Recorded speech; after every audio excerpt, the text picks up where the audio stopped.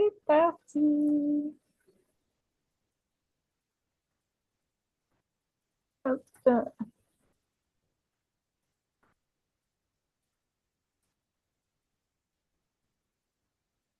hop, nickel. Bonsoir, bonsoir. Hop, c'est tout bon. Tout le monde est en train de nous rejoindre. Bonsoir à tous et à toutes. Bienvenue. Alors, est-ce que vous nous voyez? Salut Aline. Salut Bonsoir. Céleste. Bonsoir. Bonsoir. Bon, vous êtes en forme? J'espère, Bonsoir hein. à toutes. Avec Dialine, on est au taquet. Bonsoir à toutes. Bonsoir. Bonsoir à tout le monde. Bonsoir, ravi d'être là ce soir avec vous. Ah, et ben nous aussi, Ravi également. trop bien. Ça va être trop cool. Bonsoir Bonsoir. Hélène. Bonsoir. Bonsoir Valérie. Je vois petit à petit les caméras qui s'allument. Ça me fait plaisir de vous voir. Hop. Euh, hop. Ça c'est bon. Voilà. J'essaye d'oublier personne dans la salle d'attente. Ça devrait être bon. Super. Ah, bon, déjà, dites-nous, est-ce que vous nous entendez bien? Est-ce que vous voyez bien?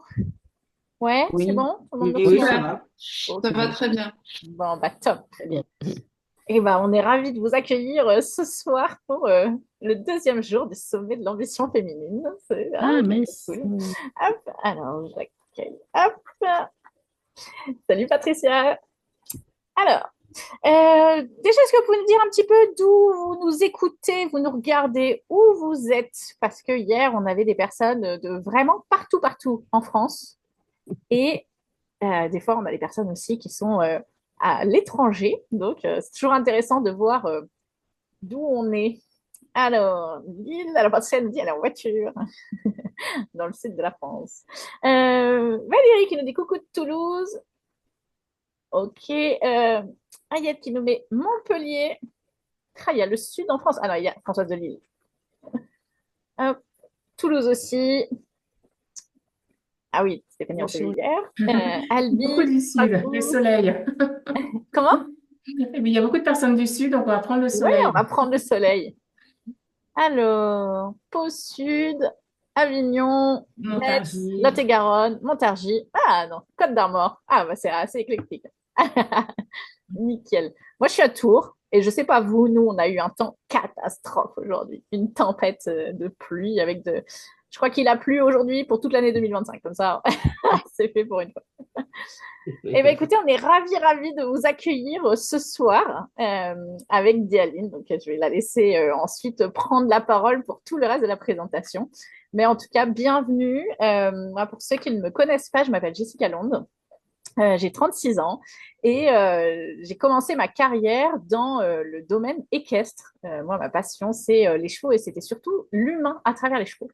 Et à force d'avoir des cavalières, majoritairement féminines, voilà, majoritairement des femmes incroyables, magnifiques, et qui venaient au cheval, mais surtout pour se réaliser dans leur vie, bah, j'ai eu envie de continuer à accompagner. Et comme je suis aussi chef d'entreprise, bah, d'accompagner aussi dans l'entrepreneuriat et d'aider les personnes à réaliser leurs rêves. Et puis, bah, vous allez le découvrir au fur et à mesure de ce sommet. J'ai écrit un livre qui va sortir mardi qui s'appelle Tu as le droit d'être ambitieuse. Et je ne voulais pas que ce soit un livre sur moi. Je voulais vraiment que ce soit un livre pour la lectrice, par des femmes, pour des femmes. Donc, à cette occasion, j'ai eu la chance de pouvoir interviewer 27 femmes absolument incroyables. Et donc, ce sommet, il est aussi là pour vous faire découvrir ces femmes et qu'elles puissent vous transmettre toutes les clés qu'elles ont appris, qu'elles ont acquis, les challenges qu'elles ont traversés. Parce que souvent, on se sent un peu seul dans nos challenges, alors qu'en fait, on vit toutes un peu les mêmes à différents moments de notre vie, mais en tout cas, on traverse des choses similaires. Et donc, bah, autant que l'expérience des unes puisse servir aux autres. Donc, ce soir, j'ai le grand plaisir et l'honneur d'accueillir Dialine avec nous, Dialine Feuillet. Et bah, Dialine, est-ce que tu peux te présenter, s'il te plaît? Oui, avec plaisir. Merci et bienvenue à toutes. Je suis vraiment ravie d'être présente. Merci Jessica pour ton invitation. Je m'appelle Dialine Feuillet, donc aujourd'hui j'ai 37 ans. Moi j'habite en Bourgogne et je suis maman de deux enfants. Et je suis entrepreneur depuis 2012 et investisseur en immobilier depuis 2017. Et moi, en fait, ce qui me guide dans la vie, c'est vraiment cette notion de liberté et de sérénité. Et c'est comme ça, en fait, que j'ai mené mon parcours jusqu'à aujourd'hui. Donc, voilà, je vais vous donner un petit peu plus de détails au fur et à mesure. Mais si vous avez des questions, vous pouvez les poser au fur et à mesure et je vous répondrai avec plaisir. Super, merci. Et ben justement, ça tombe bien que tu en parles parce qu'effectivement, donc il y a un chat, vous pouvez aussi ouvrir le micro. Surtout, le but, c'est que ça soit un live interactif. Voilà, ce live, il est vraiment là pour vous. Donc, dès que vous avez des questions ou quoi, n'hésitez pas à les poser. Euh, Soit, en fait, on posera la question en plein milieu et j'interromprai l'interview pour poser votre question. Soit, je la poserai à la fin. Enfin, je vous laisserai la poser à Dialine en direct à la fin. Le but, c'est que ça vous apporte le plus de valeur possible, le plus d'inspiration possible et de se dire que bah, si Dialine, elle a fait toutes ces choses incroyables, et bah, nous aussi, on peut le faire. Et voilà, Dialine va nous confier des clés, en tout cas, pour arriver à être libre et dans sa vie et en tout cas maître de son destin. C'est parti pour toi, Dialine. C'est Dites-moi dans le chat, est-ce parti. que vous êtes prête ou pas? Alors, est-ce qu'il y a des hommes ce soir ou pas? Parce que hier, il y avait des hommes, alors que je ne parle pas que au féminin, si, il y a aussi des hommes. Non, il y a des femmes, je crois, c'est ça. Ouais. En même temps, la majorité l'emporte, donc on parlera. Ok, Aline, elle est prête à fond. Yes. Aline qui d'ailleurs sera en live avec nous dans quelques jours. Ok, bon, bah, on peut attaquer. Alors, Dialine, est-ce que tu peux nous parler un petit peu de ton parcours? Voilà, comment ça a commencé pour toi et d'où est venue cette envie de liberté? Bah, écoute, moi, mon envie de liberté, je pense qu'elle remonte vraiment à loin parce que elle remonte, je pense à ma naissance, hein, puisque je suis née dans un pays qui était plutôt privé de liberté, hein, puisque je suis née à Haïti. Et puis ensuite, j'ai eu une seconde chance par voie d'adoption où je suis arrivée en France. Mais c'est dans mon sang, en fait, c'est dans mes veines. J'ai toujours eu ce besoin, en fait, quelque part de m'émanciper.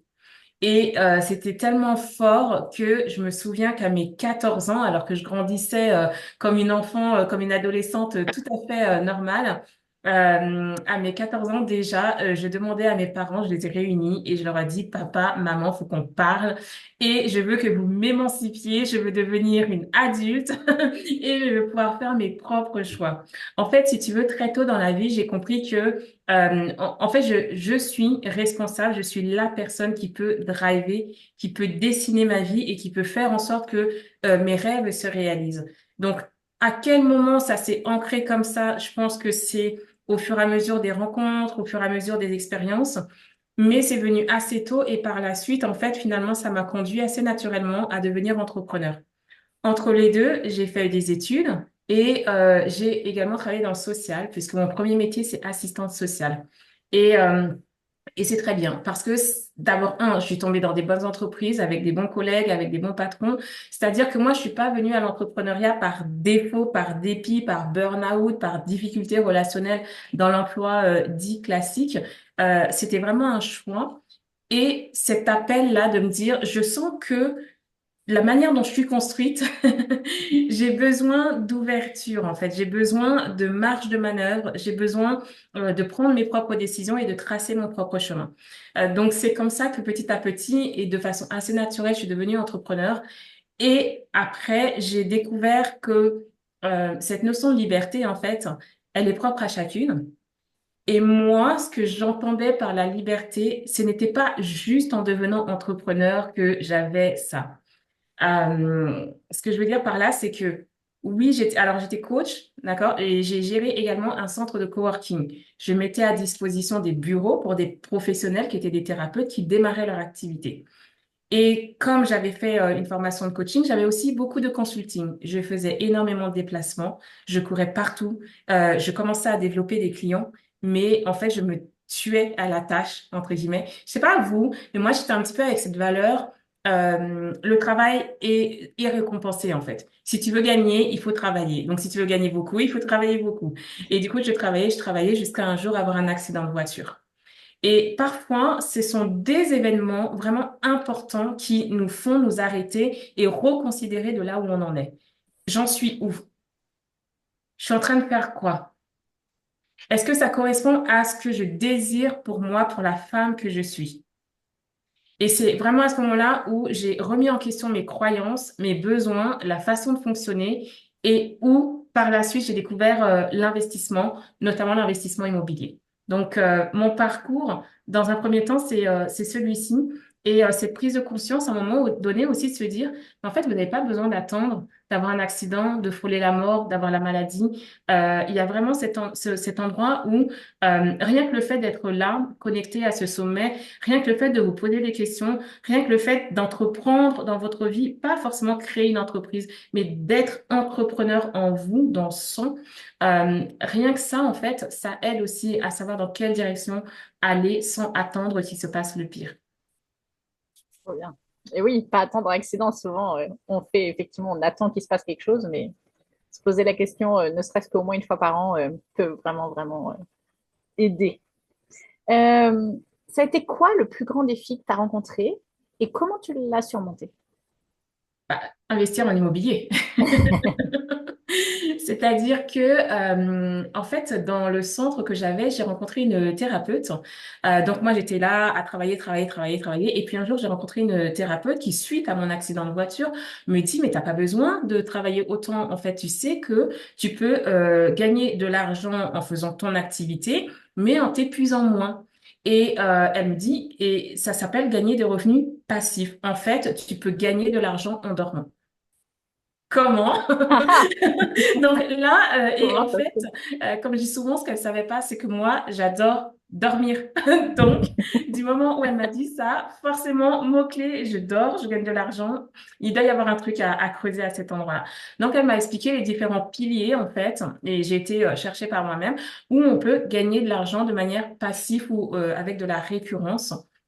Et c'était vraiment un déclic pour moi parce que en fait à partir de là, moi une fois que j'ai embrassé l'immobilier, ok, mais tu vas faire de l'immobilier. Moi j'ai pas de parents qui ont investi, j'avais personne autour de moi qui l'avait fait, j'ai pas de connaissances, j'ai pas de réseau, je ne savais pas. Maintenant je sais le faire, mais je ne savais pas fixer une règle à rideau, d'accord. Donc je partais vraiment de zéro, zéro, zéro.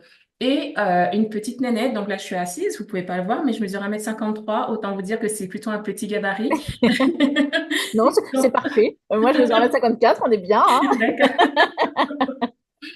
Et quand je me présente en face des banquiers, en face des notaires, quand j'arrive sur les chantiers pour diriger toute cette équipe là, parce que j'ai pas fait les choses petit à petit, hein. J'ai commencé l'immobilier, j'ai acheté un immeuble. Premier achat. Euh, Micro-entreprise, j'achète toute seule à 300 km de chez moi. J'ai pas d'argent de côté et je veux pas acheter un petit studio, je veux acheter un immeuble. Mais Donc, c'est ça être ambitieuse. C'est pour ça que tu es là ce soir. Donc, il a fallu aller défendre le projet. Mais il y a deux choses. Il y a défendre le projet et me défendre moi, me consolider dans ma conviction. Et là, franchement, ça fait travailler le leadership et la confiance en soi. Et c'est la grosse différence que je vois, moi, dans l'immobilier, c'est que oui, il y a des questions de chiffres, de cash flow, de rentabilité. Il y a des choses très techniques, en fait, qui s'apprennent.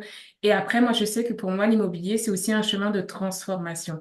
Parce qu'à travers tout ça, euh, le moment où j'ai un premier refus bancaire, puis un deuxième, puis 5, puis 8, puis 10, puis 15, 17, j'en ai eu. D'accord? 17. Faut être costaud, hein? Faut pas lâcher. Persévérante. Ouais. Ouais. Et des courtiers qui me disent non, votre projet, c'est pas viable, c'est pas possible, vous n'y arriverez pas. Des courtiers dont c'est le métier de défendre des dossiers difficiles. Et puis sur le chantier où quand j'arrive, tout le monde me regarde en mode, ben viens, attends avec nous. Mais vous attendez quoi? En fait, c'est moi que vous êtes en train d'attendre, je suis là. La chef de chantier est là, la patronne, comme il disait à l'époque pour voilà, donner un petit nom gentil, ben, elle est là, d'accord? Donc, en fait, ça, c'est un gros challenge. C'est vraiment trouver sa place. C'est un domaine actuellement qui reste quand même majoritairement masculin. Il y a le fait d'être une femme, mais en fait, si on enlève même ça, c'est surtout le fait de construire cette posture d'entrepreneur, chef d'entreprise, femme investisseur.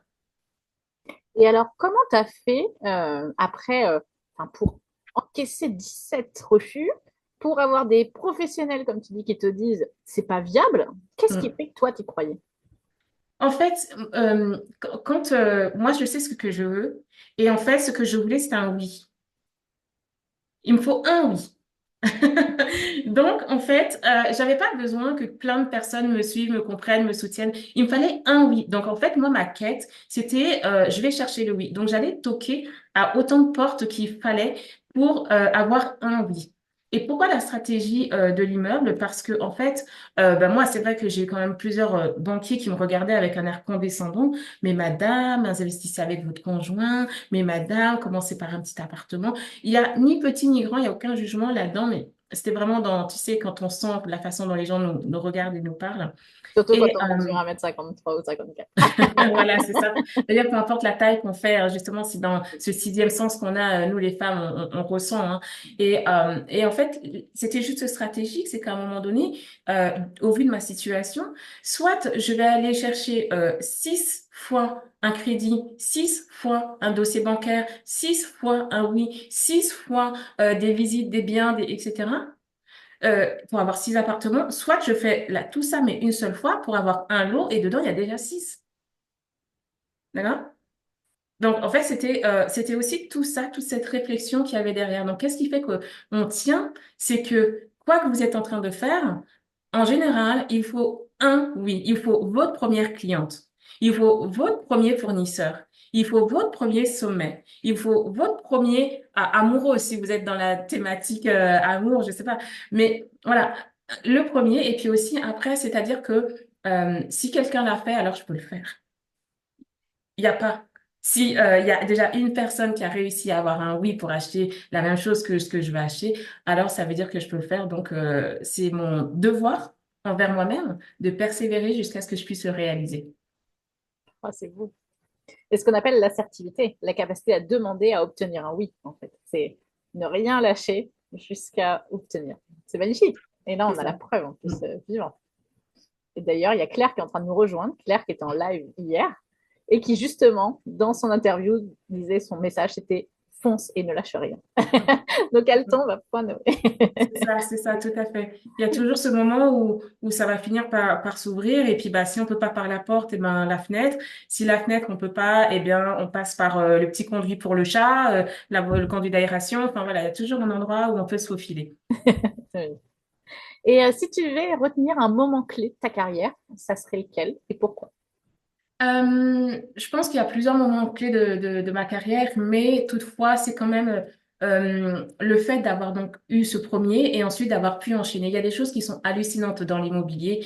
Alors maintenant, c'est vrai que je suis assez rodée hein, sur les différentes stratégies, sur les différents retours, mais en 2019, un petit peu avant le Covid, j'avais déjà acheté plusieurs appartements, plusieurs immeubles, j'avais déjà fait des divisions fait du Airbnb, fait du meublé. J'avais pas encore fait la colocation, mais j'ai eu le flair. Je me suis dit, j'ai dit à mon conjoint, là, je sais pas pourquoi, je sens que vraiment, il faut qu'on accélère le mouvement. Ça, c'était un gros tournant pour nous parce que je me suis dit, là, on va faire le maximum, on va acheter au maximum. Et j'ai visité, j'ai fait des propositions, mais c'était nos limites en fait, je tendais des perches à l'univers en disant, je suis open à recevoir. Mais quelque part, euh, c'était comme si demande 1000 des fois que tu en aies 10, d'accord? Ou même si tu en as un, c'est cool. Et sauf que le problème, c'est que j'en ai eu 1000. Ah, Sauf que le problème, c'est que toutes les demandes que j'avais faites, en fait, étaient, on a reçu des accords, ce qui fait qu'à un moment donné, on s'est retrouvé avec beaucoup de lots d'un coup sur la même année. Et c'était un tournant, déjà parce que ça nous a permis de passer une barre symbolique en termes de chiffre d'affaires, en termes de patrimoine immobilier, la barre symbolique du million. Et en fait aussi, c'était ce moment où, euh, au final, c'était possible de tout gérer d'un coup. Et deux, par la suite, en fait, ben, on pouvait plus du tout investir parce que c'était le Covid. Ensuite, tous les taux ont augmenté, donc c'était beaucoup plus compliqué. Et donc, c'est ce moment où, en fait, pour moi, c'était un retournant parce que tout était là. Tout était là parce qu'on a osé, parce qu'on a demandé, parce qu'on a foncé. Mm. magnifique.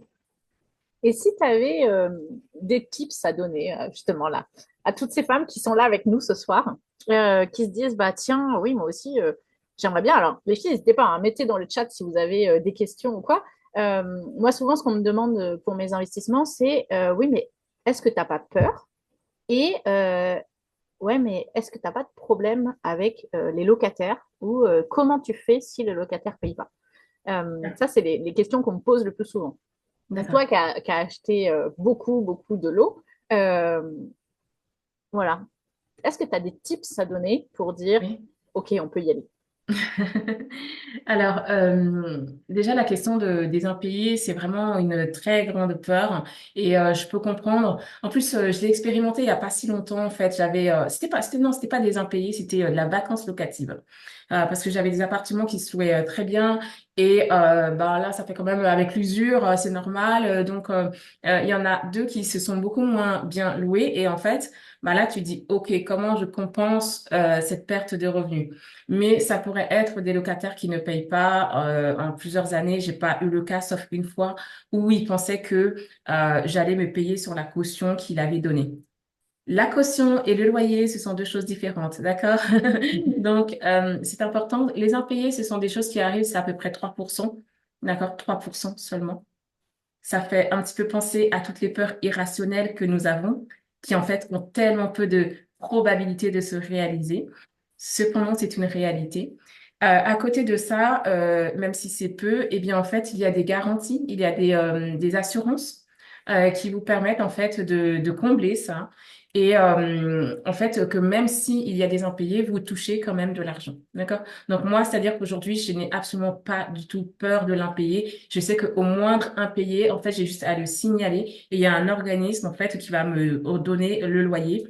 Dès le premier, en fait, je crois que c'est au bout de 5 jours où l'argent n'est pas payé. En fait, dès le premier mois, l'organisme, il prend le relais. D'accord? Donc, il y a des moyens, en fait, d'être vraiment prémunis des impayés. Faut pas avoir peur de ça. Ça peut arriver, mais en réalité, c'est pas la majorité.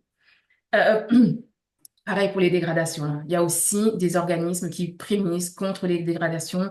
Il peut arriver également que, je sais pas si vous avez un dégât des eaux, il faut reloger le locataire. Il y a des endroits où il y a des assurances qui peuvent prendre en charge. Et en fait, il y a plein d'endroits où, moi, j'étais en train de voir avec une personne que j'ai accompagnée. Elle avait un souci dans son logement et en fait, je lui dis, mais que dit ton assurance? Et elle me dit, mais je sais pas.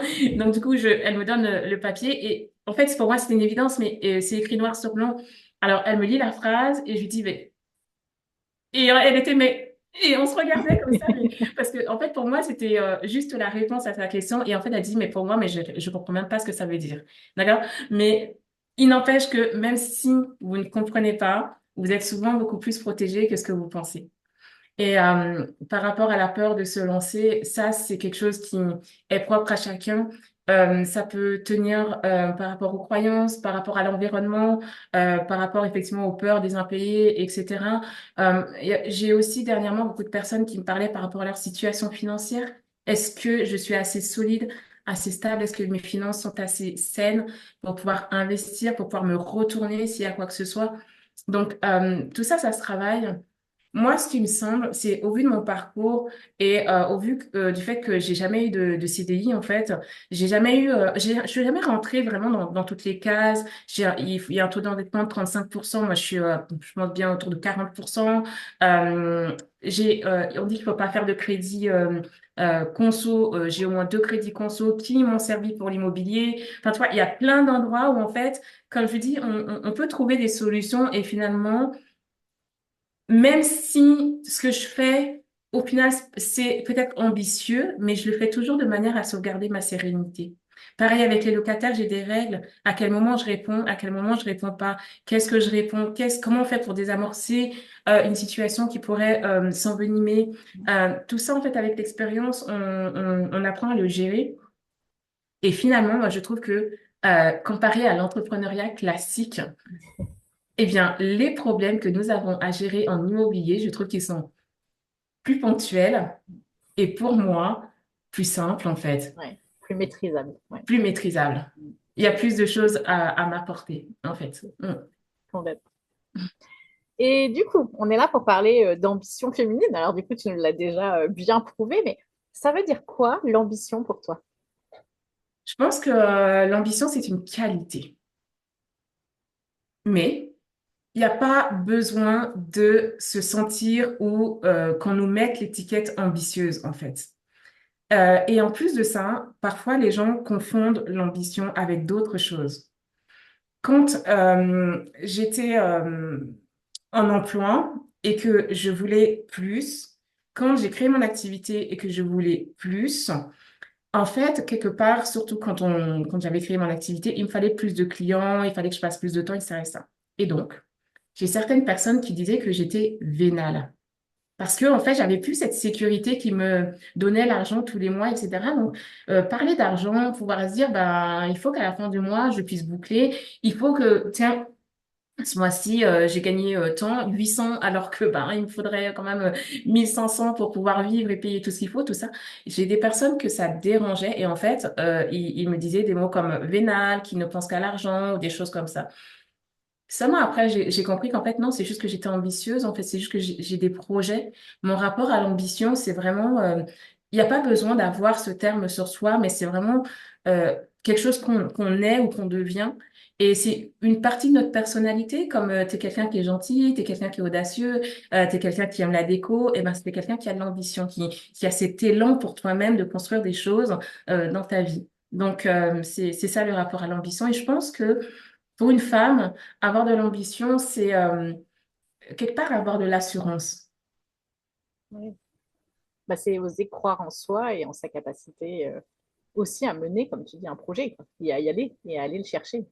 C'est ça, c'est ça. Et je crois que les femmes sont beaucoup plus ambitieuses que ce qu'elles veulent bien admettre. Complètement. Et non, mais on est tellement, en fait, pas toutes, et c'est OK, mais certaines, on est tellement, tellement ambitieuses, et en même temps, parfois, c'est mal vu, mal interprété. On ne sait pas trop comment se dépatouiller de cette notion-là, comment bien se positionner, que du coup, ben, on réduit un petit peu nos ambitions. Et ça, oui, j'ai construit des choses, mais en fait, j'ai souvent réduit mes ambitions, moi personnellement. Parce que je suis vraiment la femme qui va dire, bah, moi, ce que j'ai, ça me suffit. Je suis très bien dans ma petite vie. Non, non, non, pas trop. Je veux pas trop déranger. Là, je sais pas comment vous m'entendez, mais en vrai, je suis assez discrète. J'ai ma petite voix comme ça. Et vraiment, j'ai pas besoin de plus différents, etc. Et en fait, des fois, je me dis, OK, des fois, là, tu es très bien là où tu es, mais en fait, regarde-toi en face, sois honnête avec toi-même, tu es juste en train d'étouffer ton ambition. Et quelle est la raison de ça? Quelle est la bonne raison? Qu'est-ce qui pourrait justifier que tu viens ne pas t'autoriser, en fait, à aller au bout de tes idées et de tes envies? Est-ce que ça vous parle, ça? N'hésitez pas à nous marquer dans le chat déjà, qu'est-ce que ça veut dire l'ambition pour vous? Et puis, est-ce que ça résonne, là, du coup, ce que partageait Dialine? Ou est-ce que vous avez d'autres choses? Surtout, n'hésitez pas à nous le partager, hein. Vraiment, le but, c'est que ça soit un échange tout ensemble aussi, hein. Donc, et moi, ça résonne souvent quand je suis, par exemple, en networking, en réunion de différents entrepreneurs et que je parle d'ambition féminine. J'ai souvent plusieurs femmes qui viennent me voir à la fin en chuchotant presque en me disant euh, bah, je me suis reconnue parce que moi aussi je suis ambitieuse, mais j'ose pas le dire. Ouais, Et je trouve ça tellement adorable parce que en même temps, c'est un feu qui brûle à l'intérieur. Et voilà, d'oser, juste d'oser le dire. Et il n'y a pas, euh, à mon sens, effectivement, il n'y a pas besoin de le revendiquer absolument avec des panneaux dans la rue. Enfin, chacune fait ce qu'elle veut. Si on a besoin, on le fait. Euh, mais voilà, juste se le dire, bah, voilà, comme tu disais, ça fait partie d'une de nos qualités et de se dire, bah, ok, j'ai envie. Si j'ai envie, j'ai le droit et je peux. oui, tout à fait. Ouais. Et un endroit où j'avais aussi un petit peu étouffé ça, mais par exemple, le mouvement que je défends, enfin dans lequel je suis pour mon travail, c'est Nouvelle Rentière. Le mot rentière, comment ça résonne pour les gens? Et moi, quand j'ai choisi ce nom-là, il fait référence à un challenge que je m'étais fixé il y a 8 ans environ. C'était Objectif Rentière. J'avais pris avec moi un groupe de femmes, j'avais lancé, venez, on va se créer des revenus justement, on va créer notre indépendance financière et voilà, on était portés par ça. Et aujourd'hui, c'est les nouvelles rentières. Mais rentier, alors déjà rentier, ça véhicule énormément de représentations et rentière d'autres. Donc, on fait quoi avec ça? Et alors, justement, on fait quoi avec ça? On assume.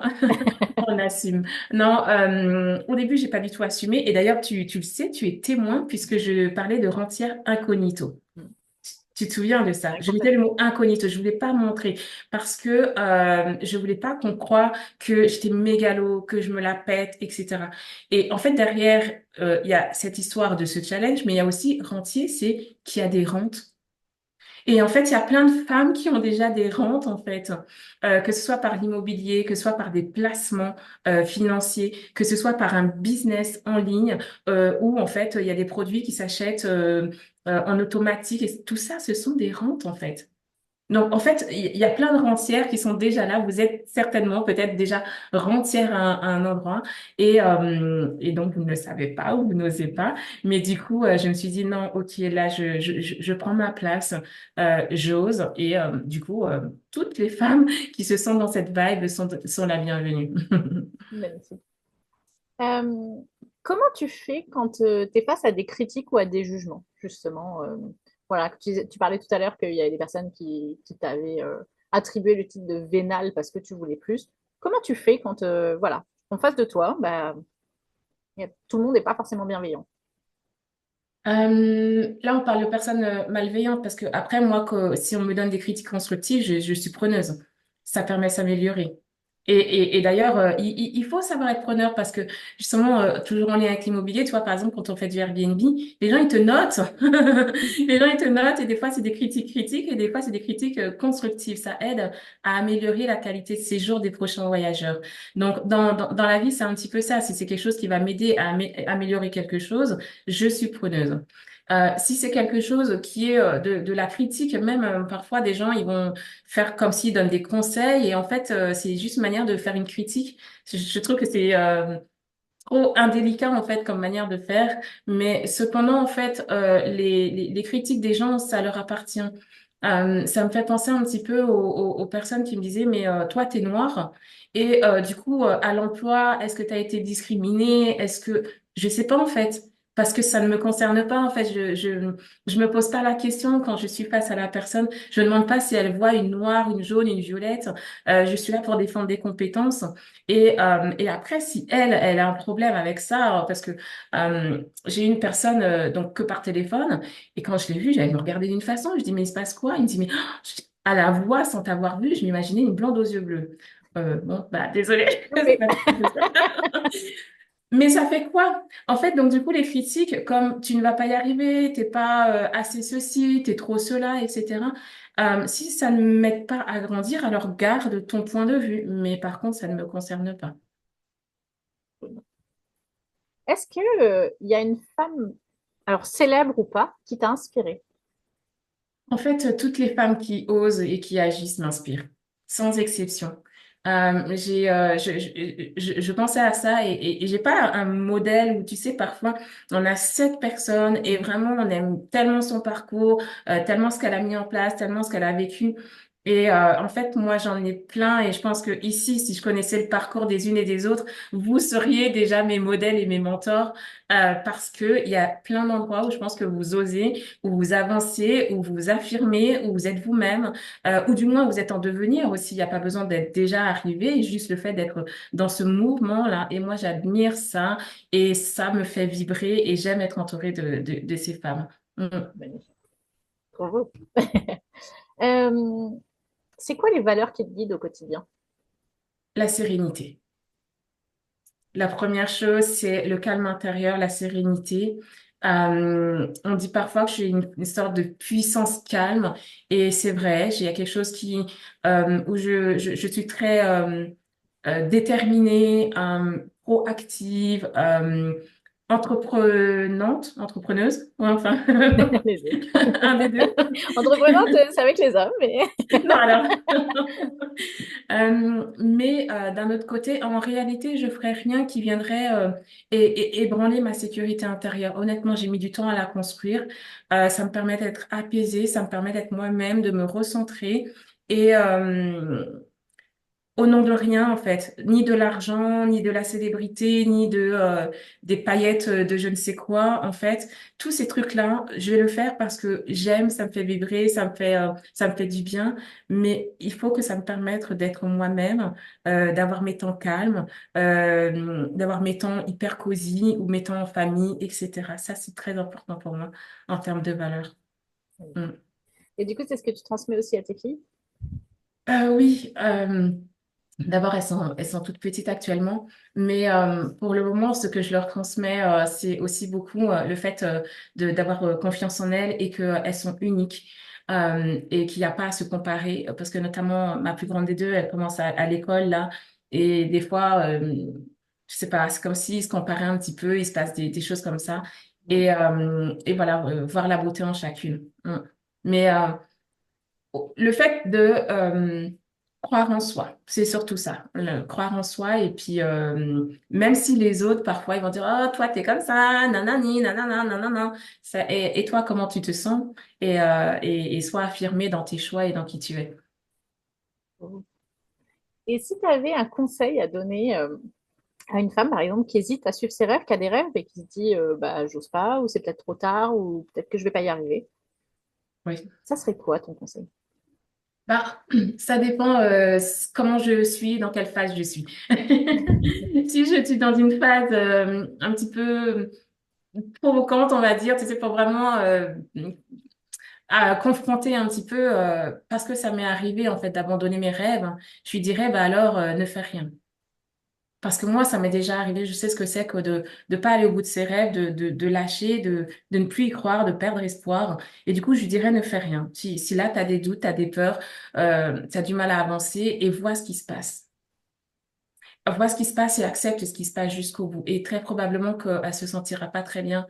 Peut-être qu'elle elle va descendre encore et encore et encore et encore et descend, descend, descend, descend au plus bas jusqu'au moment donné où tu dis, bah là, je suis vraiment trop éloignée de qui je suis, de ce que je peux, de ce que je veux, de ce de quoi je suis capable, de ce que j'ai toujours rêvé. Et parfois, ça fait un éveil, en fait. Tu vois, ça commence à faire rebouillir la marmite et le feu revient. Donc ça peut aussi être une expérience parce que euh, moi, je peux avoir tendance à croire qu'il faut toujours être connecté à ses rêves, toujours être dans l'action, toujours avancer, etc. Parfois, ça peut nous fatiguer, en fait. Et il y a des phases où on a le droit aussi de lâcher un petit peu et de lâcher prise et de faire des pauses et de se reconnecter. Et dans une autre phase, alors si j'ai envie aussi, je sens que son besoin, c'est plutôt au contraire du soutien. Alors, dans ce cas, non, bien sûr, je l'encouragerais à tenir encore un petit peu parce qu'au final, c'est un petit peu cette histoire, tu sais, du gars qui a acheté le terrain, soi-disant parce qu'il y avait de l'or, qui commence à piocher, piocher, creuser, creuser, creuser, creuser, et qui n'en trouve pas, qui abandonne, qui le revend. Et en fait, bah, les prochains, ils ont juste creusé 1 centimètre de plus et tout était là, quoi, en fait. D'accord? Donc, parfois, il y a ce centimètre de plus qui fait que, bah, heureusement que t'as pas lâché. Heureusement que t'as tenu. Et pour certaines, c'est même pas 1 centimètre, c'est 1 millimètre. On est à ce degré de précision qui fait que là, t'en peux plus, t'as donné tout ce que t'avais et t'es à 2 doigts de lâcher. C'est même pas 1 centimètre, c'est 1 millimètre seulement qui te sépare de tes rêves. Donc, parfois, ça vaut le coup, en fait, encore de tenir ce petit millimètre-là. Magnifique. Et là, tu nous parlais que tu as déjà abandonné tes rêves. Mm. Est-ce que tu veux bien nous en dire un peu plus? Ah, c'était c'était un petit peu compliqué. C'était un moment où je croyais plus en moi, quoi, hein. J'avais l'impression de ne plus être capable de rien. De plus avoir de valeur. Je ne reconnaissais plus du tout ma valeur. Je me sentais nulle. Je rentrais dans la comparaison avec les autres femmes. Elles étaient toutes tellement merveilleuses. Et, plus sur les réseaux sociaux, je te dis pas comme ça vend du rêve. Donc, Si on est euh, déprimé, il faut pas aller sur les réseaux sociaux. c'est terrible, hein. Donc, et donc, du coup, j'avais plus envie parce que, au fait, je pensais que je n'étais plus rien. Donc, ouais, là, j'avais clairement lâché. Et ce qui est bizarre, c'était que finalement, plus je lâchais, plus je m'enfonçais, en fait. Plus, parce qu'on pourrait se dire, vu que mon rêve me devient inaccessible, si je m'en éloigne, du coup, je deviens plus sereine parce que je cours plus après un inaccessible. Et en fait, non, c'était l'inverse. Donc, là, j'étais pas du tout connectée et ça a duré à peu près 2 ans. Ça veut dire aussi que parfois, quand on sent qu'on on lâche comme ça, là, ça dégringole. et qu'au bout de 3 mois, on se dit, oh là là, je suis une feignasse, je fais rien, je suis en train de déprimer, je sers à rien, je suis nulle. Là, c'est moi, hein, vraiment de moi à moi, ce que j'étais capable de me dire. Euh, et en plus, ça fait 3 mois. Ben, moi, ça fait 2 ans. Ça a duré 2 ans complets. Et la première année était hyper dure. Et la deuxième année, c'était des claques sur des claques sur des claques sur des claques. Et en plus de ça, je me prenais aussi des claques symboliques de mon entourage qui me disaient, mais en gros, réveille-toi, quoi, à un moment donné. Mais à quelque part, c'est aussi ce moment où, en fait, on est seul à pouvoir décider, enfin, à pouvoir avoir ce déclic-là, quoi. Avoir du soutien est important. Mais du coup, ouais, j'ai eu ces deux périodes. C'était la descente aux enfers, la traversée du désert. Mm. Et comment tu as fait pour remonter? À un moment donné, c'est de dire stop à l'hémorragie, en fait. C'est de dire stop. Mais j'étais pas prête. Je pouvais pas me soigner, je pouvais pas me réparer. Mais j'ai quand même dans ma tête pu dire là, j'arrête. Je m'arrête à ce niveau-là, en fait, parce que plus bas, je pourrais pas supporter plus. Et c'était la première chose. Après, c'était faire un état des lieux, de la même manière que parfois, bah, je t'avais payé, parler des 2 mois où c'était compliqué dans l'immobilier. Bah, c'est un état des lieux. En fait, t'en es où vraiment financièrement? C'est où que l'argent fuite? Il te reste combien? Est-ce que c'est aussi catastrophique que ce que tu te représentes? Mais sinon, dans ma vie, c'est quoi ta vie aujourd'hui? Il se passe quoi? Tu as quoi? Tu veux quoi? Qu'est-ce qui marche pas? Qu'est-ce qui est pas suffisant? Qu'est-ce que tu veux développer? À quel niveau? Qu'est-ce que tu es prête à investir? Enfin, vraiment un état des lieux le plus pragmatique possible et après se dire, OK, je commence par quoi? Parce que je peux pas tout faire. C'est comme pour la nouvelle année, là, tu vois. Euh, il y a cette envie de se dire, je prends des nouvelles résolutions. Et il y a des endroits où je dis ça, c'est même pas la peine que j'essaye même de prendre des résolutions. Je ne pourrais pas, je ne peux pas. Je suis déjà focalisée sur d'autres choses et je sais que, en vérité, hormis le fait de le dire une fois, c'est pas là-dessus que je vais travailler. Donc, en fait, c'est ça, c'est le stop, l'état des lieux pragmatique, concret. Et ensuite, c'est, je commence par quoi? Merci.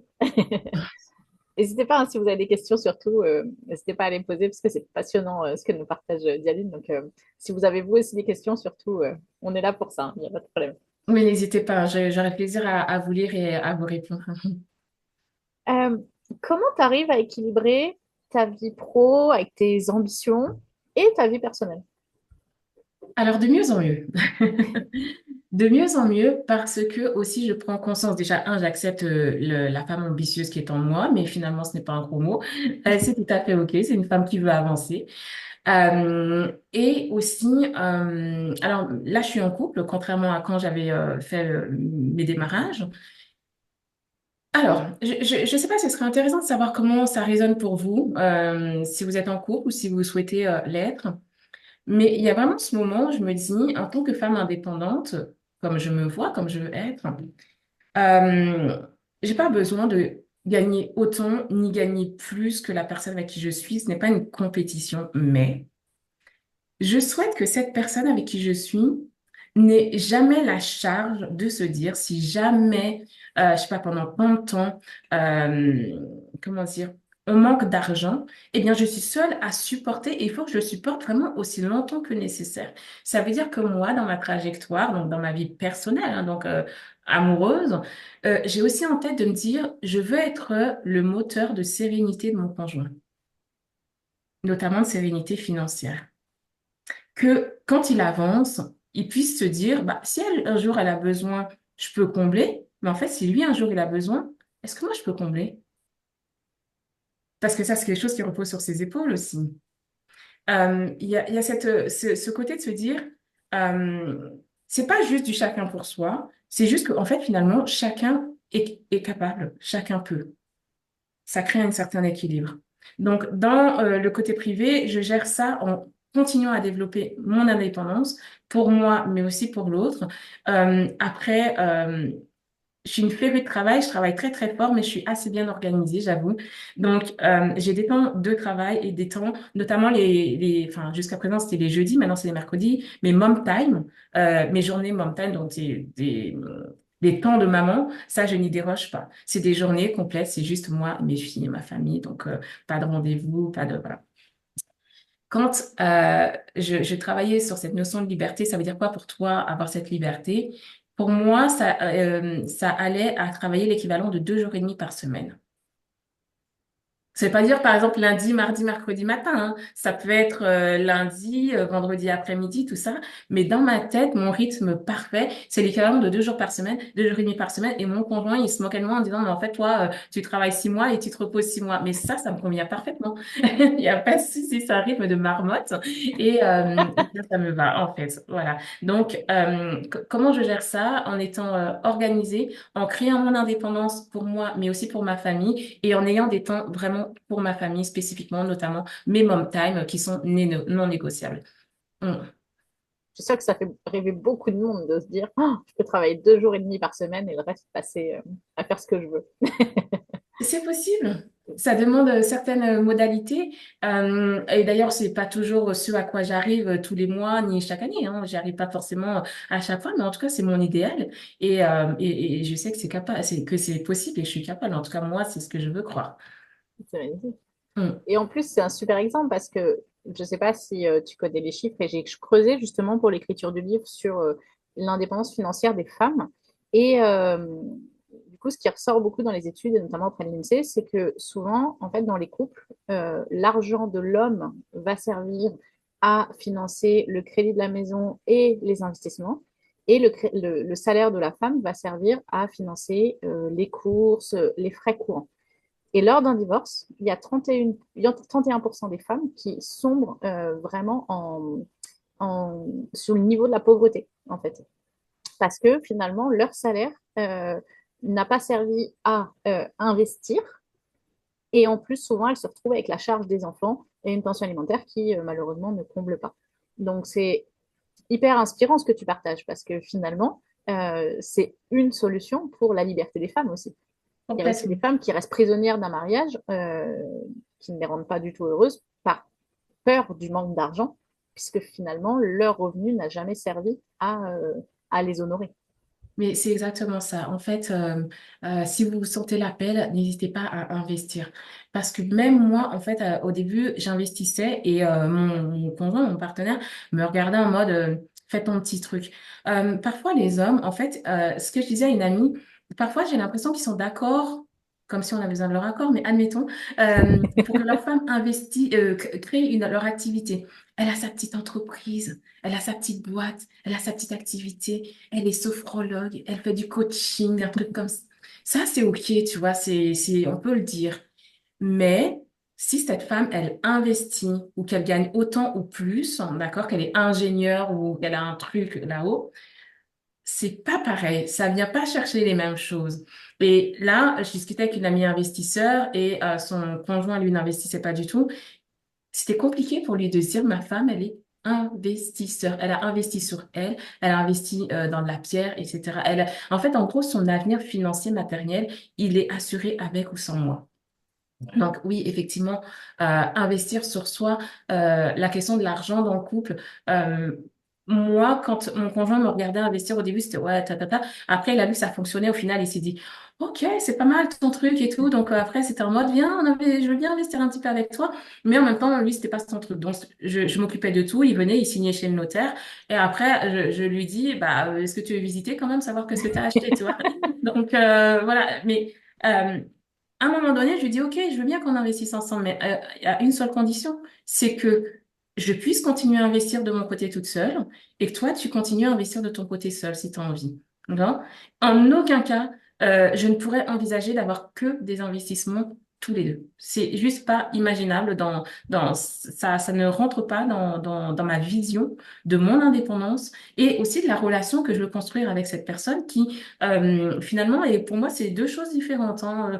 L'amour et l'argent, l'amour et le matériel. Bon, je veux dire, c'est pas parce que je t'aime que je vais tout mélanger ou pour certains ça prend du sens, mais dans ma vision c'est pas comme ça que je vois les choses. Donc c'est pour ça que n'hésitez pas, même si vous êtes avec quelqu'un, à construire votre propre indépendance. Moi c'est l'immobilier, mais vous ça peut être à tout autre endroit, hein. Ça n'a pas de, il faut que ça vous parle, que ça vibre pour vous et de construire ça parce qu'en fait c'est de la sérénité finalement pour tous les deux. Magnifique. Bon, alors moi, je suis dans la merde, hein. Nous, on est mariés en communauté de biens. Tout ce qui est à moi est à lui. C'est OK, Il n'y a rien il y a sur. pas de, Et il on y a est ni OK. bien ni Ouais. mal, mais c'est pour ça que je partage que moi, dans ma façon de voir les choses, je me sens plus sereine à me dire que quand bien même on se sépare, bah en fait, prends ce qui est à toi, moi je prends ce qui est à moi, et du coup, nos querelles seront sur peut-être la relation amoureuse, les enfants, etc., mais jamais sur de la pierre ou est-ce que c'est toi qui as pris le canapé vers canard, enfin, tu vois. Je sais pas, c'est voilà. Mm. Nadine, elle demande quel conseil pour améliorer son organisation? Ok. L'organisation, bah, finalement que ce soit personnel ou professionnel, mais si je peux te donner un seul conseil, c'est juste une chose, juste une chose. Quelle est la chose que tu dois faire aujourd'hui? Voilà. Par jour, en fait, chaque jour, fais juste une chose, la plus importante que tu dois faire. Et donc, cette chose-là, si tu veux aller plus loin, ne te couche pas avant qu'elle soit faite. Même si tu dois te coucher à 3 heures du matin parce que tu as procrastiné toute la journée, même si tu dois faire une nuit blanche, ne te couche pas avant que cette chose soit faite. On a parfois des to-do list avec plein de choses à faire, nanani. Après, il faut prioriser urgent, non urgent, nanani. Donc oui, tu as plein de choses à faire, mais en réalité, c'est quoi la chose la plus importante? Donc c'est une action par jour, cette action-là aujourd'hui. Et alors, normalement, moi, hein, je vais jusqu'au bout de la chose, c'est ne va pas te coucher tant que cette action n'est pas faite, quitte à faire une nuit blanche. C'est un peu radical, peut-être. Moi, après, j'ai d'autres techniques un peu plus douces, hein, si besoin, mais dans les Alors, techniques plus douces, j'ai sur mon téléphone, ou sur mon ordinateur, selon sur quoi je travaille. Un outil qui s'appelle Note, une application qui s'appelle Note. Et en fait, oui, ça fait comme une to-do list, en fait. Donc, ça met une case. À côté de la case, je mets ce que je dois faire, une case, ce que je dois faire, une case, ce que je dois faire. Et quand c'est fait, je clique et en fait, ça veut dire que cette action a été faite.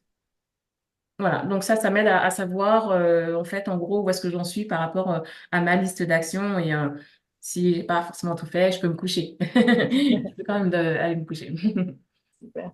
Et ce qui me permet d'y aller, du coup, je vais rajouter un petit truc parce que moi, j'étais l'inverse, mais complètement l'inverse de la personne organisée.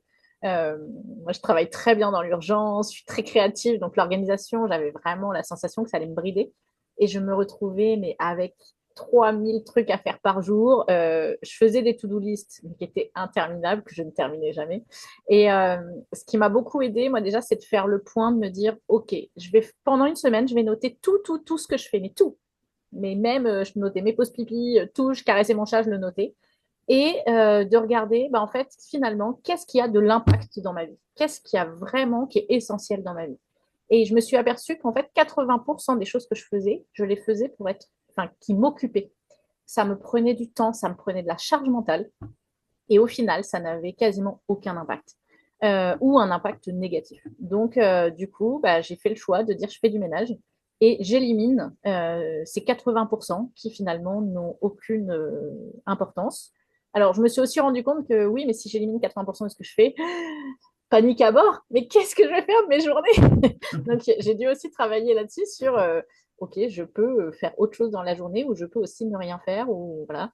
Et en tout cas, ça m'a aidé, ça a été vraiment le premier step sur mon organisation, de me dire, bah, OK, finalement, m'organiser, ça amène des avantages, donc je peux le faire. Et en fait, maintenant que je me suis organisée, ça me libère ma créativité puissance 1000.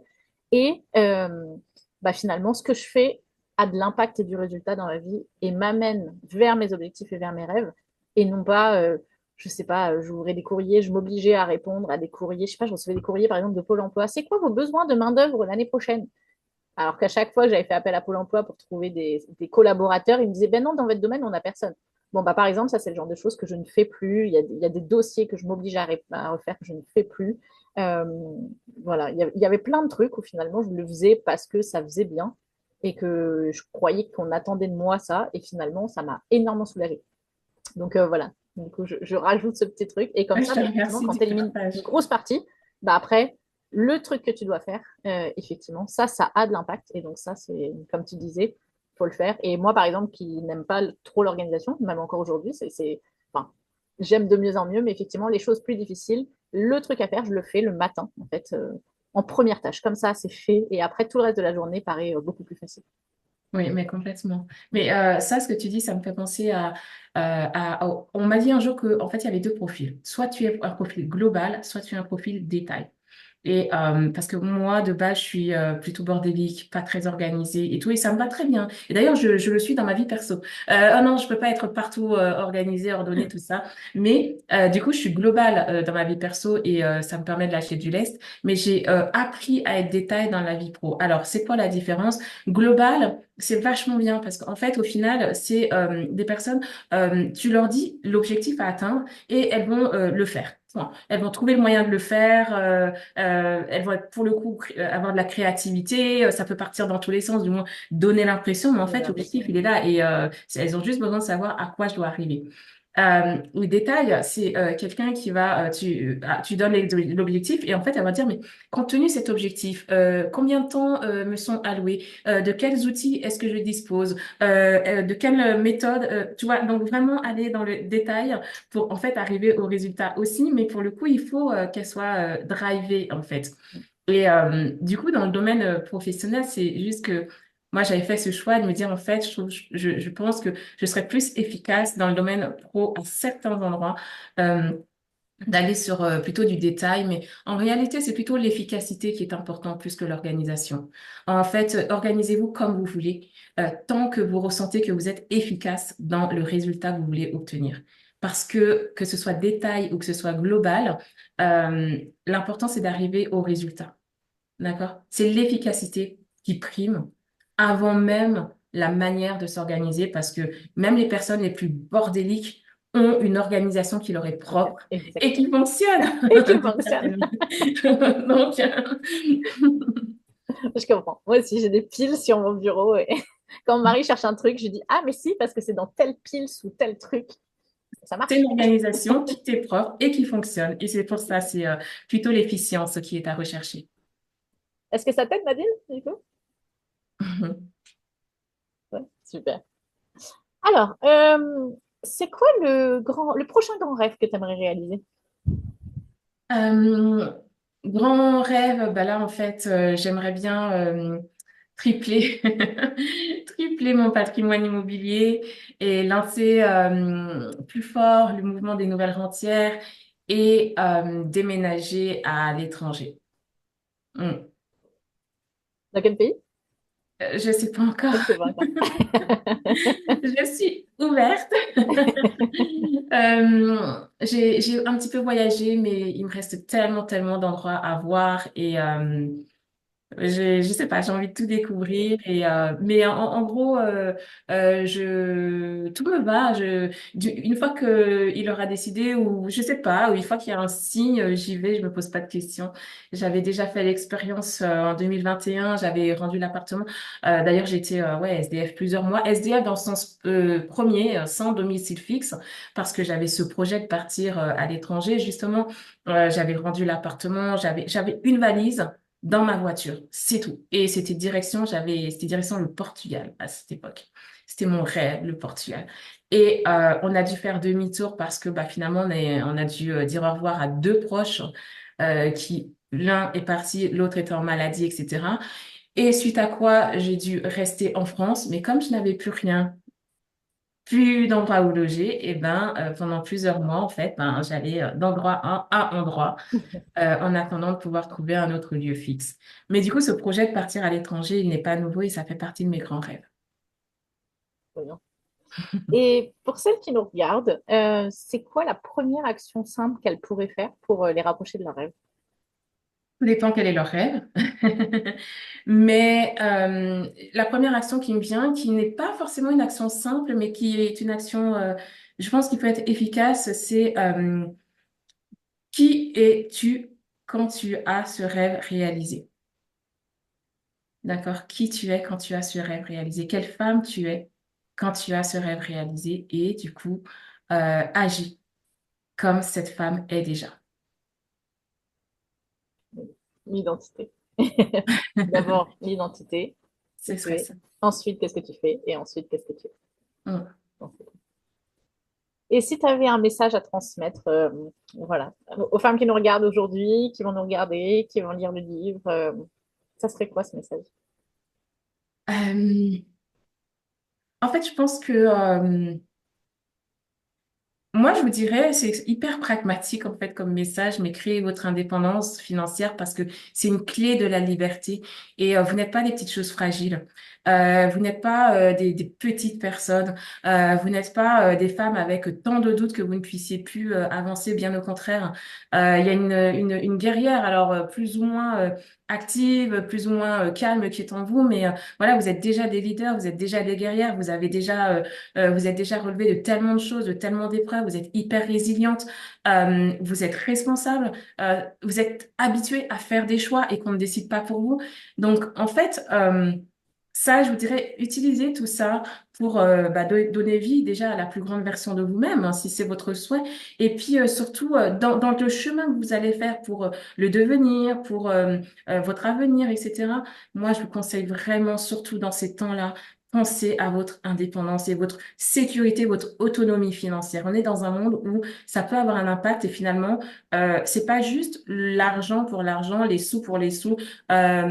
C'est aussi parce que c'est un process qui aussi honore qui vous êtes et votre valeur dans tous les sens du terme.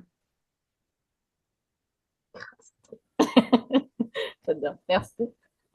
Nadine, elle avait une question pour toi. Est-ce que Nadine, tu veux ouvrir ton micro sinon pour poser directement ta question à Dialine? Bonjour Nadine. Bonjour. Oui, je voulais savoir comment rester toujours stimulé par le rêve qu'on a.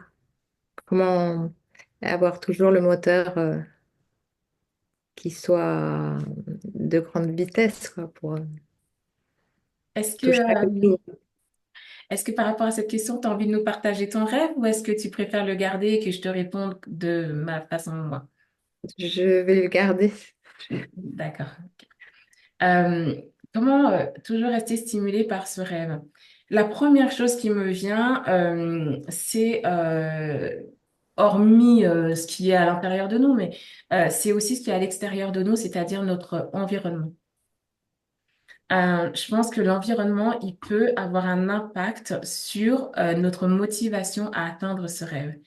Et je pense à une femme que je connais et qui avait un grand rêve, un très beau rêve, et qui avait tellement la possibilité d'atteindre ce rêve-là, mais elle avait un entourage qui sans cesse, en fait, la grippait comme ça, que ce soit par des mots, que ce soit par des attitudes, que ce soit par des comportements un peu saboteurs, quoi, tu vois. Et ça, c'est pas toujours facile de pouvoir rester connecté à ce rêve parce qu'il y a beaucoup trop de choses, en fait, qui nous en déconnectent. Dans ces moments-là, on peut pas dire à quelqu'un fuis ton entourage, coupe court, enfin ça n'a aucun Il sens. y en a qui le disent, hein. C'est pas pour autant que c'est facile à faire. Bah alors disons qu'on peut le dire, mais je pense que ce n'est pas si simple, surtout quand on n'a pas 15 ans, quoi. Ça fait 30 ans qu'on est là-dedans, qu'on mène dedans. Enfin, ça implique beaucoup de choses. Alors, une des premières choses que je pourrais dire, si on se trouve dans ce genre de contexte, c'est tu ne pourras pas forcément changer ça. Par contre, il y a une chose que tu peux changer, c'est faire plus de connexions avec des personnes qui elles-mêmes sont dans cette même direction que toi, qui elles-mêmes cultivent ce rêve ou cette dynamique-là. Et ça, c'est cool parce que grâce aux réseaux sociaux, grâce au fait d'être en ligne, on n'est même pas obligé de que ces personnes soient à côté de nous, en fait. On peut par téléphone, par WhatsApp, voilà. Donc, si parfois tu te sens t'éloigner un petit peu de tes rêves. Bon, peut-être que tu as un entourage très soutenant et ça, c'est cool. Et encore mieux, va te connecter à des personnes qui partagent ce rêve-là ou qui l'ont déjà réalisé ou qui sont capables de te dire, Nadine, là, tu peux, vas-y, Nadine, je suis avec toi. Tu vois, rien que ça aussi, ça peut aider à maintenir son propre feu. Mm. Très bien, merci beaucoup. Je sais que à certains moments, quand je croyais pas en moi, le fait d'être entourée de personnes qui croient en moi et qui me le montrent et qui croient en elles et qui font, etc. Bah là, tu te dis, Ah si, quand même. Ah, si, si. Tu vois. Et puis après, si tu me permets, Daline, je rajouterais juste, Nadine, t'as pas besoin d'y croire tout le temps, en fait, et de rester stimulé. C'est plus, est-ce que sur la durée, en fait, c'est un feu qui n'arrive pas à s'éteindre et ou quoi qu'il se passe, ça t'y ramène. Mais il y a des jours, bah, juste, on n'a pas la force, en fait. Voilà. Et puis après, en fonction de nos cycles aussi, moi, je sais que j'ai 2 jours par mois avec mes hormones où je vois tout en noir et je suis hyper déprimée. Je me dis, de toute façon, j'y arriverai jamais. Et c'est 2 jours par mois, donc je le sais. Du coup, ces jours-là, je ne prends pas de décision. Et puis, et puis comme disait Dialine, quoi, l'entourage. Du coup, ces jours-là, je me rapproche encore plus de mes amis, des femmes ensemble. Donc, je leur dis, aujourd'hui, j'ai pas besoin d'être challengée. Euh, parce que bah, les amis sont aussi là des fois pour nous pousser et nous dire, oh, on se réveille un petit peu et on y va. Euh, mais juste des fois, voilà, de les écouter, de les entendre suivre leurs rêves, ça aide. Mais voilà, t'as pas besoin que ça soit 24 heures sur 24, 365 jours par an. Euh, le tout, c'est que sur l'ensemble de ton année, euh, il y a une certaine harmonie qui t'emmène pas par pas vers ton rêve. Et en fait, c'est le fait de faire des pas qui va te garder stimulé. Euh, c'est pas la motivation qui te garde stimulé, c'est vraiment une sorte de, tu me dis si tu es d'accord avec moi, Diane, mais une espèce de, à la fois un feu, une foi en fait en ton rêve et en toi-même. Et ça, c'est Martin Luther King qui avait dit ça. Croyez en vos rêves, ils se réaliseront peut-être. Croyez en vous-même et ils se réaliseront sûrement. Donc, c'est la foi que tu as en toi de, OK, est-ce que moi, je me sens capable de faire un pas tous les jours? C'est pas est-ce que je me sens capable d'y arriver? Le résultat, finalement, presque peu importe. Mais est-ce que je me sens capable de faire un pas tous les jours? Et après, de garder une sorte de discipline, comme disait Dialine, de faire une action par jour et de continuer à avancer. Et c'est finalement, quand on se retourne, qu'on regarde, et ben on se dit, waouh, en fait, j'ai fait tout ça. Sauf que les petits pas qu'on fait aujourd'hui vont avoir de l'impact dans 1, 2, 3, 5 ans. Et finalement, au départ, en plus, nous, on n'y croit pas trop. Des fois, l'entourage n'y croit pas trop non plus. Des fois, l'entourage a peur pour nous aussi, hein, tout simplement. Faut pas oublier que la majorité des gens qui sont autour de nous et qui nous aiment, ils ont plus peur pour nous que nous-mêmes pour nous-mêmes. Et finalement, c'est quand on se retourne que les gens viennent te dire, waouh, t'as vu tout ce que t'as fait? Bah oui, mais moi, je le savais. Euh, je le savais, mais finalement, je n'y ai pas cru tous les jours. Et voilà. Donc, voilà. Si je pouvais rajouter, c'est juste ça. T'as pas besoin d'y croire tous les jours. Par contre, tu as besoin au moins 6 jours sur 7 de faire un petit pas qui t'emmène vers ton rêve.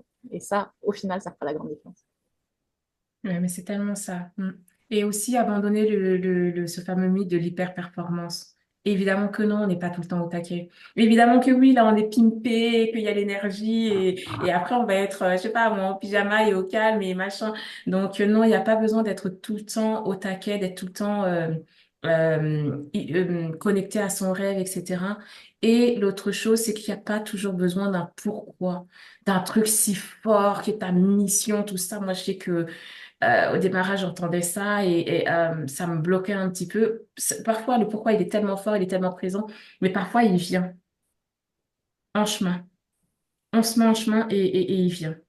Et en dernier, ta façon d'avancer, elle t'est unique, dans le sens où il y a des personnes qui vont avancer calmement, mais sûrement. Très calmement, mais très sûrement. Et ça, c'est tout aussi OK que les personnes qui foncent, qui fusent, etc. Donc, vois les moments où tu te sens déconnecté, peut-être que tu es juste en train d'avancer à ton rythme. Mm. Mm. Et il y a Stéphanie qui me disait, pour vous, est-ce qu'on est ambitieuse ou est-ce qu'on le devient? Je pense que certaines personnes le sont naturellement, mais c'est comme certaines personnes sont un peu plus gourmandes que d'autres par nature. Certaines personnes sont un petit peu plus peut-être esthètes, qui vont porter de l'importance à des belles choses. Enfin voilà, il y a des choses où voilà, chaque personne est avec des caractéristiques, mais après, je pense aussi que c'est quelque chose de devenir ambitieuse qu'on développe quand on a justement, quand on connecte avec un but, avec un rêve, avec une mission, avec un objectif. Bah, le fait même d'avoir envie d'y aller et de l'atteindre, en fait, pour moi, l'ambition, elle est à cet endroit-là, elle est à ce niveau de parcours, en fait. L'ambition, c'est pas je fonce et hop, je suis arrivée. En fait, c'est même pas le fait d'être au sommet, l'ambition. C'est vraiment le fait de se dire, je veux arriver là. Et donc, du coup, je me mets en route pour ça. Donc, c'est quelque chose qui se développe, en fait, au fur et à mesure du parcours et du moment où on avance. Mm. Et ben, est-ce que vous avez d'autres questions pour Dialine? Après, n'hésitez pas, hein. Si vous voulez ouvrir vos micros aussi et les poser directement, n'hésitez pas. Non, c'est tout bon. Ça Et va, t'as tout est clair? t'as été tellement clair que du coup. Je sais pas où. Mais bon, de toute façon, s'il y a d'autres choses qui vous viennent, n'hésitez pas. Et justement, où est-ce qu'on peut te retrouver ou te suivre? Vous allez me trouver sur Facebook, Dialine Feuillet. Vous allez me retrouver sur Instagram, Nouvelle Rentière. Vous allez me retrouver sur LinkedIn, Dialine Feuillet. Et c'est pas mal déjà. C'est déjà bien. Mais n'hésitez pas à m'envoyer un message directement. Moi, j'aime bien connecter en direct. Voilà, vous mettez un petit mot, je répondrai avec plaisir. Mm. Et puis, si vous avez besoin, vous pouvez aussi répondre aux mails que vous recevez pour le sommet de l'ambition pour me demander les coordonnées de Dialine et je peux vous envoyer ses profils Facebook, Instagram, LinkedIn. Voilà, si vous n'avez pas eu le temps de noter ou quoi, n'hésitez pas. Moi, ça sera avec plaisir pour vous transmettre aussi les informations de Dialine. Donc, Avec plaisir, Claire. bon, et bah écoutez, on va pouvoir clôturer ce beau moment, si c'est OK pour vous. Est-ce qu'il y a une dernière question? Non, c'est bon. Aline, je te vois tout. À fond. Ouais, Et je veux bah, bien. t'as une question? Ouais, s'il te plaît. Ah oui, Attends. vas-y, vas-y. Tu m'entends? Ouais. Ouais. Bonsoir tout le monde. Je voulais savoir, Dialine, dans toute ton énergie, effectivement, d'entrepreneuse, est-ce qu'à un moment donné, tu as dû jongler entre une énergie masculine et une énergie féminine? Est-ce que tu as dû prendre dans ton rôle, en fait, de chef d'entreprise, une énergie masculine pour pouvoir finalement passer différemment dans ton business? Oui. Ou est-ce que tu es tout le temps arrivé à gérer ton énergie féminine? Voilà. Ah, elle est trop belle ta question, j'adore. Parce que je suis tellement avec ça en ce moment. On dirait que tu as lu quelque chose en moi. Euh, oui, il y a des moments dans l'immobilier, je suis en énergie masculine. Parce que pour le coup, là, je suis extrêmement structurée. Ça va être très pratico-pratique ce que je vais dire là, mais quand je vais visiter un bien, je sais ce que je vais regarder. Je vais regarder tac, tac, tac, tac, c'est structuré. Quand je vais faire un dossier bancaire, je sais ce que j'écris et pourquoi. Je sais ce que je dis au banquier. J'ai ce côté, j'arrive, ce que je suis en train de te dire là, en fait, je te pose le truc et on est en négociation, même quand je négocie un prix. Et je pense honnêtement que si j'avais pas cette allure de femme, ils pourraient penser qu'ils ont un homme en face de eux. Je suis redoutable, je ne lâche rien et j'ai pas tant de douceur. C'est juste incroyable. C'est le seul endroit où, mais en même temps, tout en faisant ça, ben, tu vois, je mets pas un costard d'homme, je vais maquiller, je vais en robe, donc je reste sur cette féminité. Ouais, Et parfait. là, je lance un business en ligne avec l'activité de Nouvelle Rentière où il y a de la formation, du mentorat, etc. Et je me suis rendu compte que j'avais des types de fonctionnement masculins dans ma façon de m'adresser aux personnes, de délivrer la formation en elle-même, de créer un module, etc. Et je suis en train de découvrir et c'est là aussi qu'on travaille sur soi, parce que c'est ma volonté. Je suis en train d'injecter plus de féminin dans ma façon de mentorer, d'accompagner, d'être entrepreneur. Je reprends encore plus cette part de féminité et ça fait tellement du bien. J'adore ça, ce nouvel entrepreneuriat féminin où oui, on a conscience de notre part yang et on sait à quel endroit est-ce qu'elle nous sert. Et en même temps, on assume tellement notre énergie, notre identité féminine. Et je trouve que cette alliance, elle est sublime et je suis vraiment là-dedans. Hmm. Mm, Parfait, merci beaucoup. J'espère que ça répond à ta question. Oui, tout à fait. Non, non, j'aime beaucoup le fait que tu puisses rebondir en disant qu'avec l'expérience, tu peux faire baisser un peu l'énergie masculine et faire remonter ta propre nature d'énergie féminine pour tes négociations. Parce que je crois que la Exactement. puissance, elle est dans l'énergie féminine aussi. Voilà. Exactement. Mm. Hmm. Merci beaucoup. Avec plaisir. Et est-ce que ça facilite justement certaines transactions d'être une femme dans un milieu d'hommes? Euh, Peut-être l'effet de surprise. Peut-être l'effet de surprise, parce que effectivement, ils s'attendent peut-être pas à, euh, à cette fermeté. Et en même temps, à côté de la fermeté, c'est de la stratégie pure et dure, en fait. Donc, je vois par exemple, si je veux acheter quelque chose, je sais à quel prix je le veux. Et donc, du coup, la façon dont je vais faire ma proposition et le formuler et avancer mes pions, c'est pour arriver à ça, en fait. Donc, à un endroit où peut-être il pourrait se dire, oh, bah, elle a dit ça comme ça, non, non, non. En fait, non, véritablement, il y a une vraie stratégie. Donc, peut-être, oui, je pense qu'à certains endroits, ça crée l'effet de surprise. Et après, bah oui, hein, l'intuition, l'écoute, l'empathie, la compréhension humaine. Qui est-ce que j'ai en face de moi? Qu'est-ce qui est en train de se jouer dans la relation? Donc ça, on est tellement fort là-dedans et c'est des qualités que nous avons qui sont pour certaines plus naturelles, pour d'autres qu'on développe plus, mais qui font aussi le charme féminin. Et en fait, je pense que plus j'avance, plus j'aime ça, en fait, être une femme entrepreneur, peu importe le domaine, en fait, mais assumer vraiment pleinement femme entrepreneur. Hmm. Ça se voit, t'as les yeux qui pétillent. Ouais, bah parce qu'en fait, on n'avait pas tant de modèles que ça avant. Ouais. Et que maintenant, il y en a de plus en plus. Mm. Et ça, je trouve ça top, qu'il y ait des modèles. Là, tu les vois, elles sont là, elles brillent, elles rayonnent, elles ne prennent la place de personne, elles prennent juste leur place. Et elles te disent, bah, toi aussi, tu peux, et on s'élève. Et ouais, ça, je trouve trop chouette. Mm. Et pas trop chouette. Et Patricia dans le chat nous met formidable. Patricia elle est en Mm. voiture, c'est pour ça qu'elle n'ouvre pas le micro. Trop beau.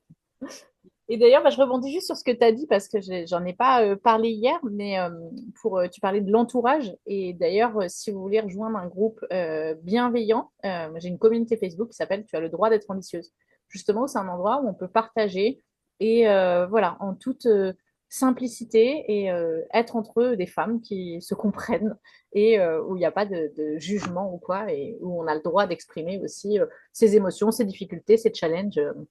Voilà, donc n'hésitez pas si vous n'avez pas l'entourage aujourd'hui qui vous convient ou vous voulez augmenter votre entourage et augmenter vos connexions, bah voilà, vous pouvez rejoindre le groupe Facebook, vous tapez sur Facebook la communauté et puis tu as le droit d'être ambitieuse et comme ça vous pourrez voilà, rencontrer des nouvelles personnes. Donc n'hésitez. Et bah Dialine, je vais te remercier parce que c'était hyper inspirant et je suis sûre que ça a beaucoup aidé. N'hésitez pas à nous dire, soit avec votre micro, soit dans le chat, voilà, qu'est-ce que vous retenez? Est-ce qu'il y a un truc, avec quoi vous repartez ce soir? Qu'est-ce qui vous a marqué ce soir de ce qu'a partagé Dialine?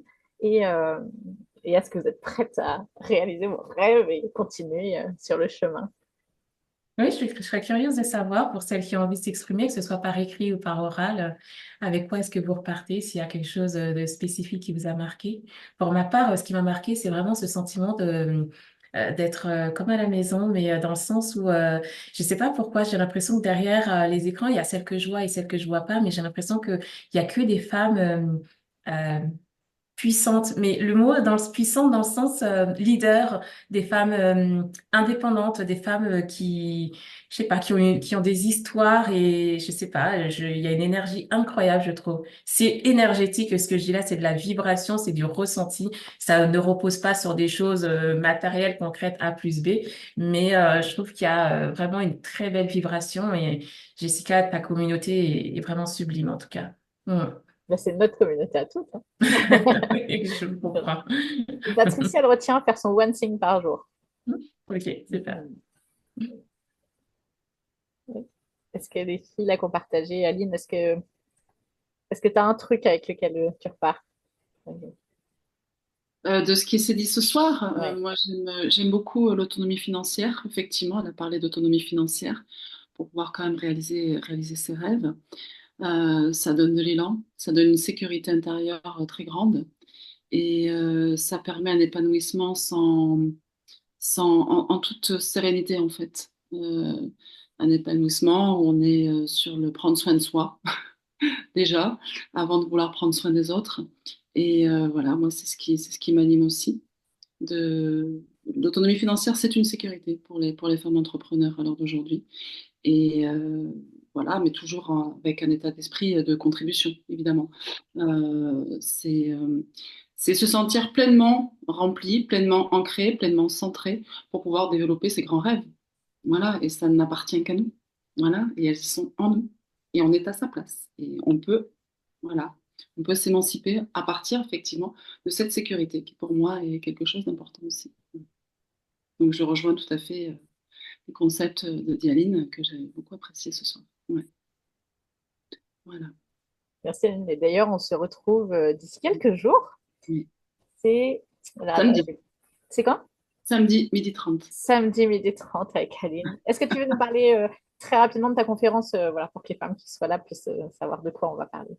Oui, alors moi je suis kinésithérapeute de métier depuis 26-27 ans. Je suis également coach en accompagnement et enfin, au travers de mes différents parcours professionnels et personnels, j'ai pris toute la portée, la puissance, l'impact des pensées sur sa vie, sur notre propre vie. La qualité du mindset, la qualité voilà, de l'optimisme aussi par rapport à la façon d'accueillir la vie. Et donc, j'ai envie de vous parler de mes différentes expériences, de mes différents ressentis, des conclusions aussi que j'en ai retirées, mais aussi quelque chose qui est cher à mon cœur, c'est le prendre soin de soi. Parce que le prendre soin de soi, on va dire pour le milieu de vie hein, de nous les femmes, on va dire de 50 ans, c'est se prendre soin de soi, c'est vraiment de l'altruisme, enfin c'est de l'égoïsme altruiste. Voilà. C'est de l'égoïsme altruiste parce que quand on prend bien soin de soi, on peut mieux prendre soin de tous les gens que l'on aime. Et donc vraiment ce que moi je diffuse, c'est le prendre soin de soi pour mieux prendre soin des autres, mais le prendre soin de soi parce que tu es déjà la mieux placée pour ça. Donc, aller en fait faire le cheminement pour le prendre soin de soi, pour prendre conscience de soi, qui l'on est, qui l'on veut devenir, qu'est-ce que l'on va accomplir dans sa vie pour pouvoir réaliser ses grands rêves. Voilà. Donc, en fait, moi, c'est voilà, moi mon thème effectivement tu m'as demandé mon thème, c'est effectivement à l'heure d'aujourd'hui, c'est assume pleinement ta lumière. Avec évidemment tes parts d'ombre aussi, hein, mais assume pleinement ta lumière pour te réinventer et incarner ton plein potentiel. Voilà. Ça va être Ça passionnant. s'adresse davantage à la femme du milieu de vie, hein, d'accord? Évidemment. C'est une fois qu'il y a déjà tout un parcours de vie, hein, tout un parcours de vie, de réflexion, pour pouvoir enfin poser les bases du prendre soin de soi pour vraiment acter vers ses grands rêves. Trop bien. Voilà. Super, merci Aline. Merci. Ça promet. Ouais. Soyez connectés samedi. Merci. Et Sandra, du coup, dit ce qu'elle retient, c'est croyez en vous, vos rêves se réaliseront sûrement. Ouais. Et Claire, de Claire, qui était avec nous hier, enfin qui était en live à ta place d'Yaline hier, qui dit tu assumes de dire que l'on peut aimer et vivre avec un conjoint et avoir une indépendance en même temps, notamment financière. Merci. Oui, j'assume pleinement. Et bah super. Bah écoutez, on va vous souhaiter une excellente soirée, une bonne nuit. On va aller, comme tu disais tout à l'heure, enfiler nos pyjamas. Et puis, merci Stéphanie. Et puis bah, on se retrouve demain midi avec Patricia. Alors, on va parler finances, mais pas tout à fait les mêmes finances en fait. Avec Patricia, on va parler plutôt des finances au quotidien. Euh, voilà, donc comment gérer son argent au quotidien qui amène justement à l'indépendance et ensuite à l'investissement, comme tu parlais, Diane. Donc, c'est hyper complémentaire avec ce qu'on a vu ce soir. Et voilà, donc demain, midi et demi. Et puis Aline, samedi, midi et demi. Valérie, dimanche à 20h. Voilà, donc là, en tout cas, on a une semaine à fond avec des femmes comme Dialine, Aline et Claire, là, qui sont là ce soir avec nous. Incroyable, enfin, vraiment, je suis honorée, je le redis, je l'ai dit hier à Claire, mais je suis honorée de vous avoir dans mon cercle, de vous connaître et en plus d'avoir pu vous interviewer pour le livre. Donc voilà, ça va être trop trop bien. Et on termine en beauté mardi soir, toutes ensemble. Donc les 27 femmes qui sont intervenues dans le livre, voilà, pour vous offrir un live vraiment hyper puissant. Donc surtout, restez connectés. On se retrouve et puis n'hésitez pas. Voilà, si vous avez besoin, vous pouvez nous envoyer un mail en attendant. Et puis moi, je peux faire suivre à Dialine aussi. Donc voilà, si vous avez soit vous pouvez contacter Dialine directement par les canaux qu'elle vous disait, donc Facebook, Instagram et LinkedIn, ou sinon, voilà, vous pouvez m'envoyer le mail et je lui transférerai avec grand plaisir. Et bien, mesdames, je vais vous souhaiter une bonne soirée, une bonne nuit, et puis bah, à très vite. À demain, du coup. Bonne soirée, bonne nuit à toutes. Merci. Bonne soirée. Au revoir. Au revoir.